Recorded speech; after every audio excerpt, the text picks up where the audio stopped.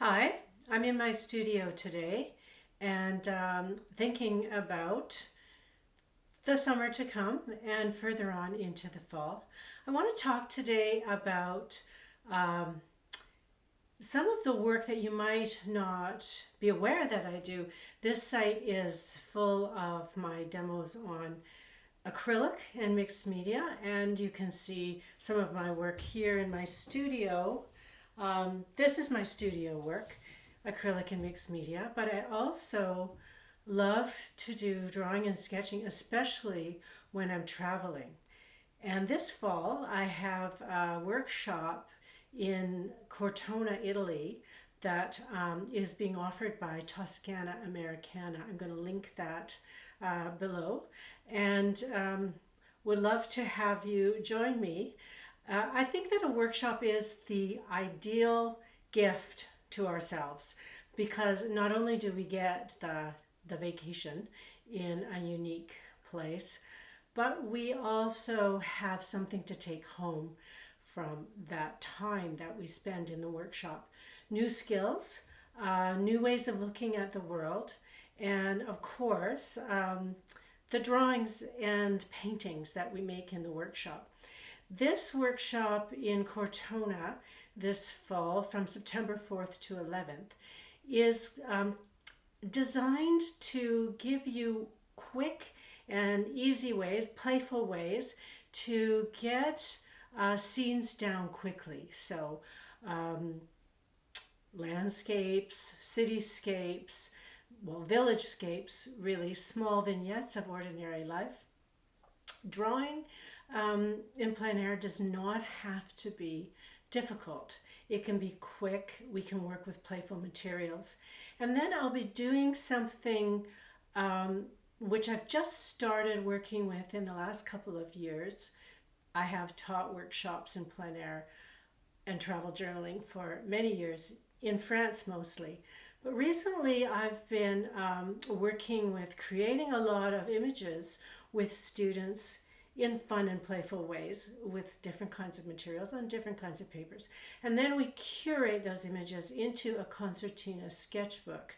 And this kind of takes away the anxiety of jumping into a brand new sketchbook and worrying about making mistakes and things like that. What you get at the end of the workshop is a sketchbook which is really about that experience, and you've made it the way that you want it to be. I like to think of sketchbooks as touchable art. We can bring them home just for ourselves as mementos of our travel, but also we can just put them out. People love to look at sketchbooks. So I'm going to show you some of the sketchbooks that I've made over the years. So this is one of the kinds of journals that I've used. It's watercolor paper and working with watercolor and a little bit of pen and ink. So this is a very heavy paper, takes the watercolor really well. I've tried all kinds of different papers, and sometimes I even bind my own sketchbooks. These are the books that I worked on first of all when I first started keeping illustrated journals. And the paper is quite thin. It doesn't take a lot of watercolor, and in some ways that's kind of great because it just means you can put only one or two layers of paint down and then a little bit of ink. So, you know, if you don't use a lot of paint, then you can turn to line to kind of create form. And that's what I did a lot with the work that I did in these sketchbooks. Here's another paper that's kind of a watercolor. It's a watercolor sketchbook. Maybe not as heavy as the first one that I showed you. Each brand has kind of different paper, and I really like experimenting with lots of different kinds of types of papers and different kinds of books. And I like to work in different kinds of ways. So this is just jumping into an image with just pen, with just a light wash of watercolor over top, mixing different images together on the page. So some of the techniques I'll be teaching in Cortona are like this, like very quick and simple ways of getting the scene down without feeling like you have to create an absolutely realistic record of the place. And as I said before, what I've been doing lately is creating these concertina sketchbooks and then curating images into them. So for instance, this one was from a course, A Sense of Place, and I did my teaching for that course through drawings and paintings of my place where I live on an island off of Vancouver Island. So it was springtime, and there were various parts of the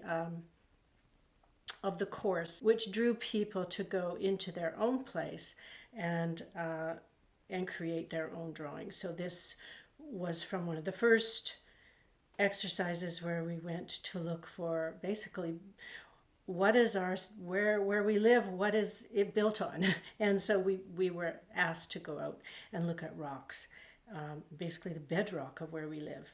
And we just had fun curating the images into the books. That's one of the strengths of working like this. You can also play with page format and fonts and things like that.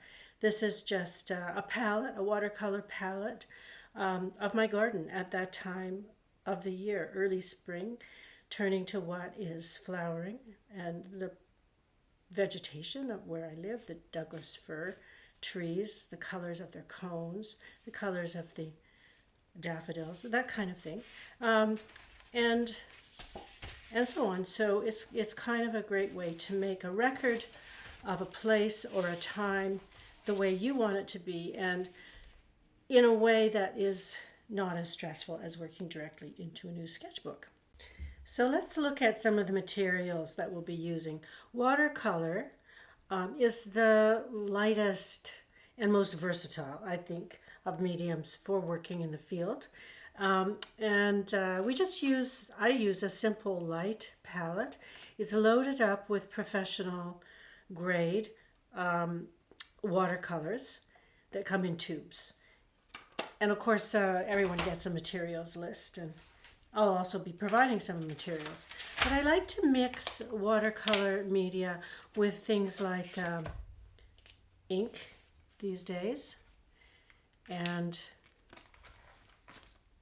gouache, which is another water media, which is a little bit more opaque, so you can build light on top of dark colors.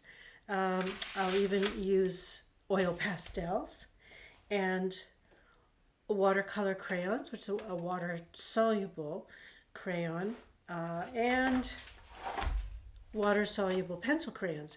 So all these things create the opportunity to use materials in quick ways that we are not necessarily building up a classic watercolor painting.